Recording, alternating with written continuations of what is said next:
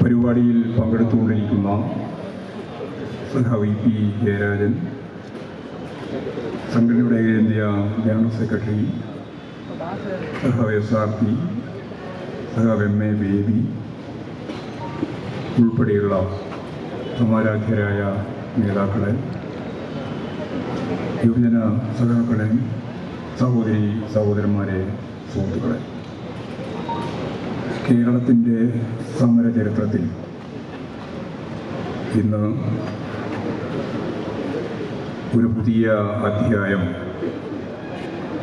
Democratic youth federation of ഇന്ത്യയുടെ സംസ്ഥാന കമ്മിറ്റിയുടെ ആഹ്വാനമനുസരിച്ച് കാസർഗോഡ് റെയിൽവേ സ്റ്റേഷൻ മുതൽ തിരുവനന്തപുരത്ത് രാജഭവന് മുമ്പ് വരെ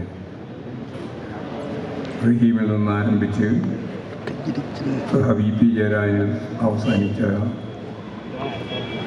അണമുറിയാത്ത ഈ മനുഷ്യച്ചങ്ങല, പല സ്ഥലത്തും മനുഷ്യച്ചങ്ങലയല്ല മനുഷ്യ മതിലായി, കോട്ടയായി,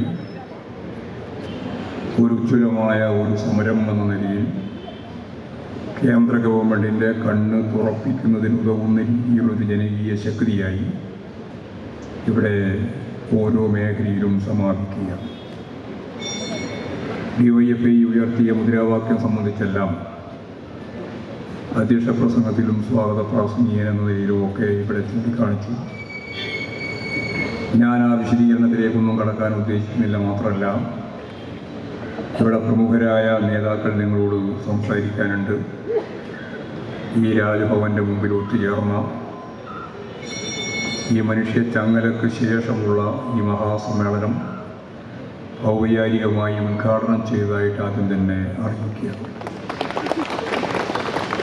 DYFI തീരുമാനമെടുത്തതിനെ അടിസ്ഥാനപ്പെടുത്തിയിട്ട് നടത്താൻ തീരുമാനിച്ചതാണ് ഈ മനുഷ്യച്ചങ്ങല തീർക്കാനുള്ള സമരം. പക്ഷേ ദിവസങ്ങൾ കഴിഞ്ഞപ്പോൾ ഈ കേരളത്തിലുള്ള മുഴുവൻ വർഗ ഭോജന പ്രസ്ഥാനങ്ങളും സംഘടനകളും എല്ലാം ഒറ്റക്കെട്ടായി DYFI ആഹ്വാനം ചെയ്ത മനുഷ്യച്ചങ്ങലയിൽ ഞങ്ങളും അണിചേരുമെന്ന പ്രഖ്യാപനത്തോടെ അതൊരു ജനകീയ മനുഷ്യച്ചങ്ങലയായിട്ട് മാറി എന്നുള്ളതാണ് സത്യം. കേരളത്തിലെ ജനങ്ങൾക്ക് നേരെ ഉയർത്തുന്ന കേന്ദ്ര ഗവൺമെൻറ്റിൻ്റെ ഈ വെല്ലുവിളി, ഇപ്പോൾ കേരളത്തോട് എന്തോ അവഗണന എന്ന് പറഞ്ഞാൽ കേരള സംസ്ഥാനം എന്ന് പറയുന്ന ഈ സംസ്ഥാനത്തോടുള്ള അവഗണന എന്ന് പറയുന്നതിൻ്റെ കൃത്യമായ അർത്ഥം ജനങ്ങൾക്ക് നൽകേണ്ടുന്ന ആനുകൂല്യങ്ങൾ നൽകാൻ നമുക്കാവുന്നില്ല. ഇടതുപക്ഷ ജനാധിപത്യ മുന്നണി തന്നെ പറഞ്ഞതാണ്, വീട്ടമ്മമാർക്ക് പെൻഷൻ നൽകും. പെൻഷൻ നൽകാനാവുന്നില്ല.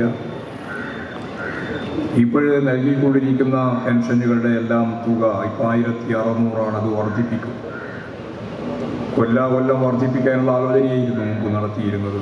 സാധിക്കുന്നില്ല. ഈ കേരളത്തിലെ ജനങ്ങൾക്ക് വികസനപരമായ നിരവധിയായ പദ്ധതികളുമായിട്ട് മുന്നോട്ടേക്ക് പോകുന്നതിന് ലഭിക്കേണ്ടിയിരിക്കുന്ന ഏതാണ്ട് 64,000 കോടിയുടെ വിഹിതവും അതുപോലെ തന്നെ കുടിശ്ശികയായി കിടക്കുന്ന പണവും ഈ കേരളത്തിന് ലഭിച്ചാൽ ഈ കേരളത്തിൻ്റെ ചിത്രം മാറും.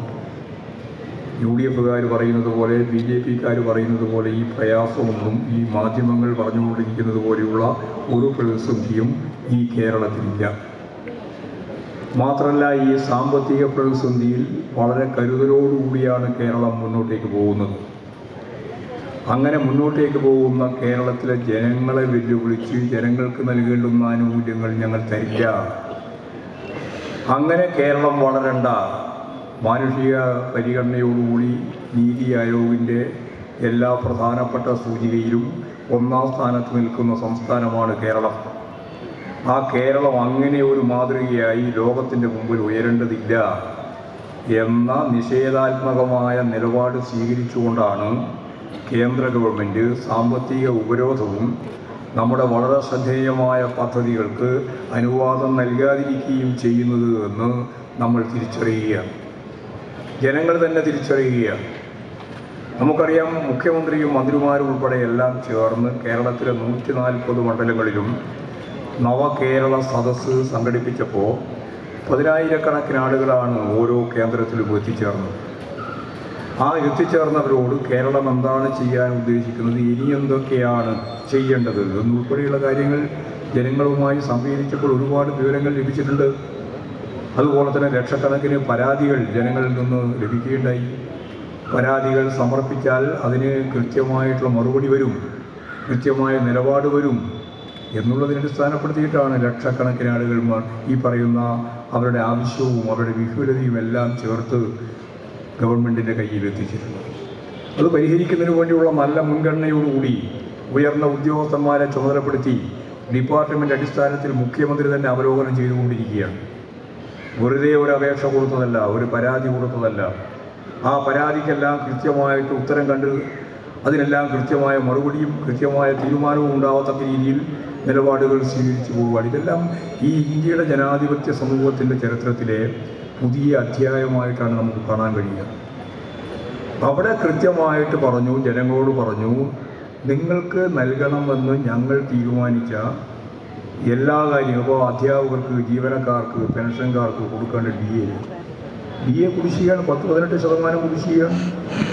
എങ്ങനെയാണ് കൊടുക്കുക? ഞാൻ നേരത്തെ പറഞ്ഞതാണ്, 64,000 കോടിയാണ് കേരളത്തിൽ ഒരു കൊല്ലം കിട്ടുന്നില്ല. 1,07,500 കോടി രൂപ ഇതിനകം ഈ കേരളത്തിൽ നഷ്ടമായിട്ടുണ്ട്.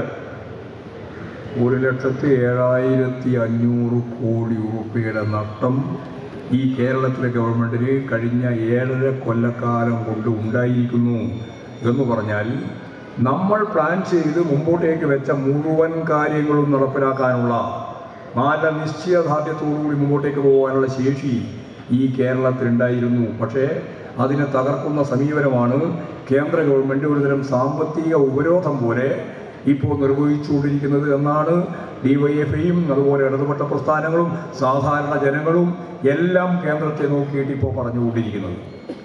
ഇതിൻ്റെ തുടർച്ചയായിട്ട് വരുന്ന 8-ാം തീയതി ഇടതുപക്ഷ ജനാധിപത്യ മുന്നണി ഗവൺമെൻറ് മുഖ്യമന്ത്രിയും മന്ത്രിമാരും MLAമാരും MP എല്ലാം ഡൽഹി മാർച്ചിലേക്ക് പോവുകയാണ്. മറ്റ് വിവിധ BJP ഏതര ഗവൺമെൻറ്റുകളുടെ മുഖ്യമന്ത്രിമാരോടും അതുപോലെ തന്നെ അതിൻ്റെ ഭാഗമായിട്ട് നിൽക്കുന്ന ആളുകളോടും ഈ വിശാലമായ ഒരു സമരത്തിൻ്റെ പ്രത്യേകത ചൂണ്ടിക്കാണിച്ചുകൊണ്ട് ഇപ്പോഴെ തന്നെ കേരളത്തിൻ്റെ മുഖ്യമന്ത്രി സഖാവ് പിണറായി വിജയൻ കത്തെഴുതി കഴിഞ്ഞിരിക്കുകയാണ്. കാരണം ഇത് കേരളത്തിലെ ഗവൺമെൻറ്റിന് മാത്രം ബാധിക്കുന്നതല്ല, BJP ഏതര ഗവൺമെൻറ്റുകളെ മുഴുവൻ ഈ സാമ്പത്തിക ഉപരോധത്തിൽപ്പെടുത്തി രാഷ്ട്രീയമായി ലക്ഷ്യം നേടുന്നതിന് വേണ്ടിയുള്ള ബോധപൂർവമായ പ്രവർത്തനമാണ് കേന്ദ്ര ഗവൺമെൻറ് നരേന്ദ്രമോദി നടപ്പിലാക്കിക്കൊണ്ടിരിക്കുന്നത്. എന്തെല്ലാം കാര്യങ്ങൾ ചെയ്താലും അതൊന്നും ഒരു പ്രശ്നമല്ല. വരുന്ന ദിവസം ഉദ്ഘാടനം ചെയ്യാൻ പോകുന്ന രാമക്ഷേത്രത്തിൻ്റെ തുടർച്ചയിൽ വരുന്ന ഹിന്ദുത്വ അജണ്ടയിലേക്ക് ജനങ്ങളുടെ മനസ്സ്, ജനങ്ങളുടെ ശ്രദ്ധ തിരിച്ചുകൊണ്ട് ഈ ജനകീയ പ്രശ്നങ്ങളെല്ലാം മറച്ച് നമുക്ക്, അതായത് BJPക്ക് ഹിന്ദുത്വ അജണ്ടയിലൂടെ ഈ രാഷ്ട്രത്തെ, അതിൻ്റെ ഭാഗമായിട്ടുള്ള ജനാധിപത്യ മതനിരപേക്ഷ ഉള്ളടക്കത്തെ, ഈ ഭരണഘടനയെ, അതുപോലെ ഫെഡറൽ സംവിധാനത്തെ എല്ലാം തകർത്ത് ഒരു പുതിയ രാജ്യം, നിങ്ങൾക്കെല്ലാം അറിയുന്നത് പോലെ, നമ്മളെല്ലാം വളരെ ഗൗരവത്തോടുകൂടി കാണുന്നത് പോലെ ഒരു ഹിന്ദു രാഷ്ട്രത്തിൻ്റെ പ്രഖ്യാപനത്തിന് കാത്തിരിക്കുകയാണ് അവരെന്ന കാര്യം നമ്മൾ ഗൗരവപൂർവ്വം കാണേണ്ടതാണ്. ഇതിനെല്ലാം എതിരായിട്ട് ജനകീയ പ്രസ്ഥാനം തന്നെയാണ് വഴി. വർഗീയവൽക്കരിക്കാൻ നടത്തിക്കൊണ്ടിരിക്കുന്ന ശ്രമങ്ങൾക്ക് ഒപ്പം തന്നെയാണ് കേരളത്തിലെ നമുക്കെല്ലാം അറിയുന്ന പ്രതിപക്ഷ പ്രസ്ഥാനത്തിൻ്റെ ഭാഗമായി നിൽക്കുന്ന UDF ഉള്ളത്, UDF പ്രത്യേകിച്ച് കോൺഗ്രസ് ഉള്ളത്. അവരോട് പ്രതിപക്ഷ പാർട്ടി നേതാക്കൾ എന്ന രീതിയിൽ മുഖ്യമന്ത്രി തന്നെ നേരിട്ട് വിളിച്ചു. അവരോട് പറഞ്ഞു, കേരളത്തോട് കേന്ദ്ര ഗവൺമെൻറ് കാണിക്കുന്ന അവഗണന എണ്ണി ചൂണ്ടിക്കാണിച്ചപ്പോൾ അവർക്ക് ഈ അവഗണന ഇല്ല എന്ന് പറയാൻ സാധിച്ചില്ല, അവഗണന ഉണ്ട് എന്ന് തന്നെ പറഞ്ഞു. ആ യോഗത്തിൽ നിന്ന് ഇറങ്ങിപ്പോകുമ്പോൾ പറഞ്ഞത്, ഞങ്ങളൊന്ന് ആലോചിക്കട്ടെ. പ്രതിപക്ഷ നേതാവുമുണ്ട്, ഉപനേതാവുമുണ്ട്, അതായത് VD സതീശനുമുണ്ട്, കുഞ്ഞാലിക്കുട്ടിയുമുണ്ട്. രണ്ടാളും കൂടി ഇറങ്ങിപ്പോകുമ്പോൾ പറഞ്ഞത് ഞങ്ങളൊന്ന് ആലോചിക്കട്ടെ എന്നാണ്. പത്രത്തിൽ വാർത്ത വന്നു, അവർ ഓൺലൈനിലായിട്ട് ഇവരുടെ യോഗം ചേർന്നത്രേ. യോഗം ചേർന്നതിന് ശേഷം അവർ തീരുമാനിച്ചു ആ സമരത്തിൽ പങ്കെടുക്കേണ്ടതില്ല. എന്തുകൊണ്ടാണ് പങ്കെടുക്കാതിരിക്കുന്നത് എന്ന ചോദ്യത്തിന് അവർ ഉത്തരം പറഞ്ഞു.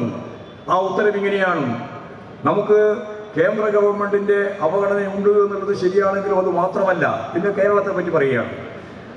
ഇതിൽ യോജിച്ച് മുന്നോട്ടേക്ക് പോകുന്നതിൽ ഞങ്ങൾക്ക് രാഷ്ട്രീയമായിട്ട് സാധിക്കുന്നതല്ല എന്നാണ്.